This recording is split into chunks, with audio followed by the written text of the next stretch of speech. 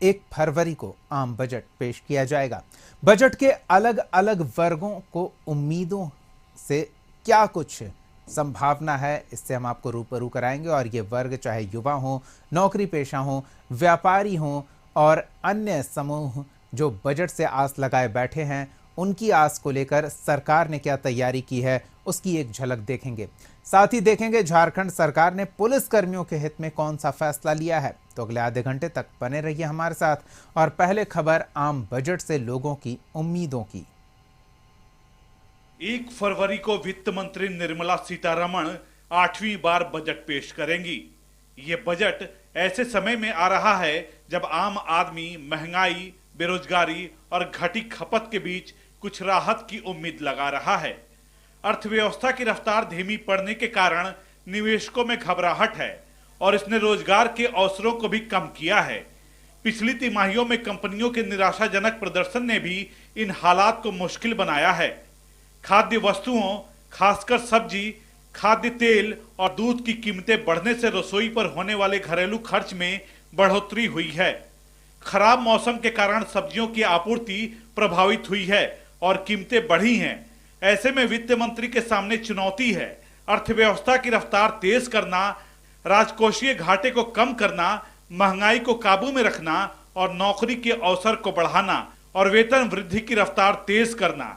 इसके साथ ही उद्योग जगत को भी बजट से कई उम्मीदें हैं कि ये बजट जो है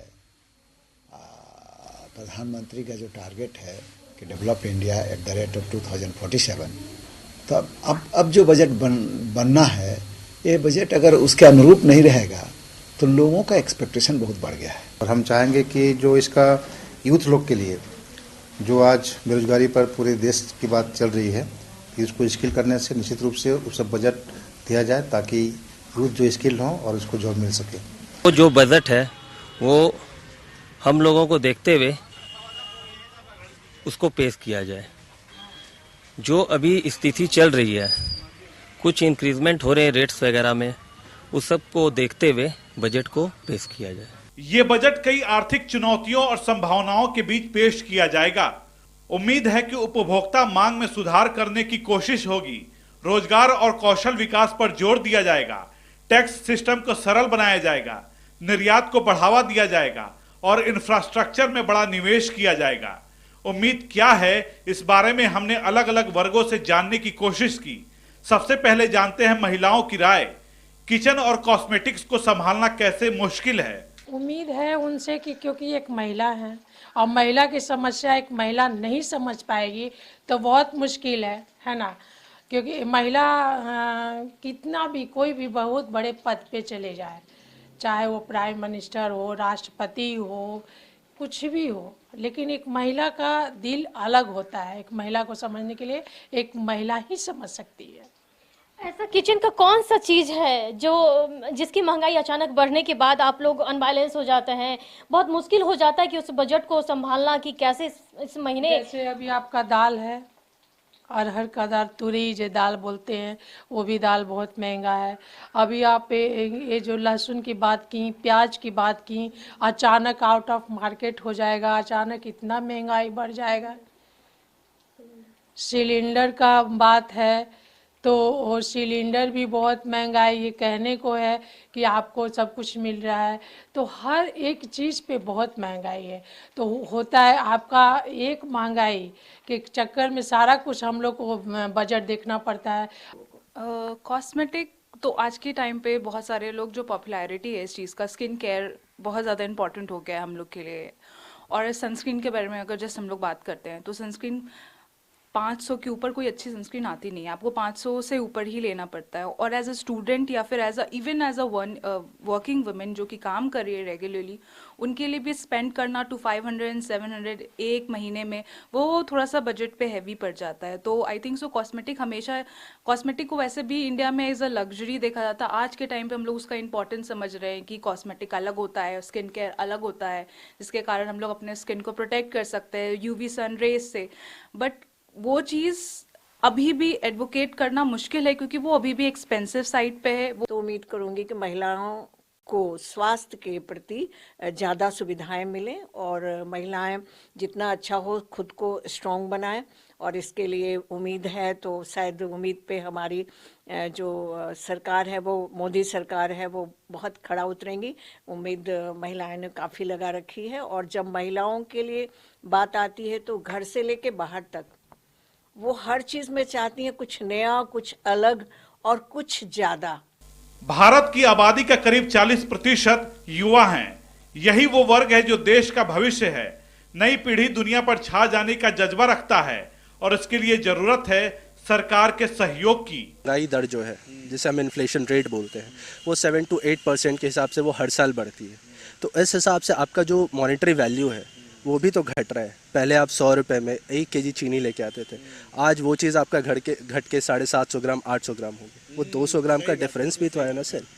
तो पैसे बढ़ जाने से उसकी अहमियत उतनी रहे, वो भी तो देखना होता है। सरकार को सारे सेक्टर्स में इक्वली नज़र करके जहाँ उसको लगता है कि कम हो रहा है, जहाँ उसका नज़र कम है, उसके में उसको इन्वेस्ट करना चाहिए और उसको बढ़ावा देना चाहिए, ना कि जो पहले से एक स्टेबल चीज़ है उसमें उसको इन्वेस्ट करके उसको अब आगे बढ़ाना चाहिए। अगर सरकार टैक्स कम करेगी तो हमारे पास पैसा बचेगा, इन्वेस्टमेंट करेंगे और बड़े बड़े इंडस्ट्री सेटअप होंगे, मैन्युफैक्चरिंग होगी, एम्प्लॉय की हायरिंग होगी और इस तरह से इकोनॉमिक एक हम लोग का ग्रिप आएगा। ये है कि जो लोग पढ़े लिखे हैं बस उन्हीं को जॉब मिल रहा है और जो गांव के लोग हैं उनको एम्प्लॉयमेंट नहीं मिल रहा है। तो गवर्नमेंट को या तो कुछ वैसा इन्वेस्टमेंट करना चाहिए ताकि उनको भी जॉब मिल सके, क्योंकि अभी भी हमारा जो इंडियन सोसाइटी है जो भी है वो एजुकेशन में उतना अच्छा नहीं है।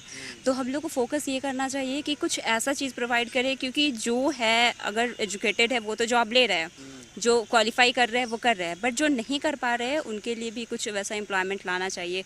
एक और तबका जो देश की आबादी का बड़ा हिस्सा है वो है मध्यम वर्ग। चुनावों में मध्यम वर्ग की खूब चर्चा होती है, लेकिन जब कुछ मिलने की बात आती है तो ये वर्ग ठगा ही रह जाता है। मध्यम वर्ग की सबसे बड़ी चिंता है इनकम टैक्स।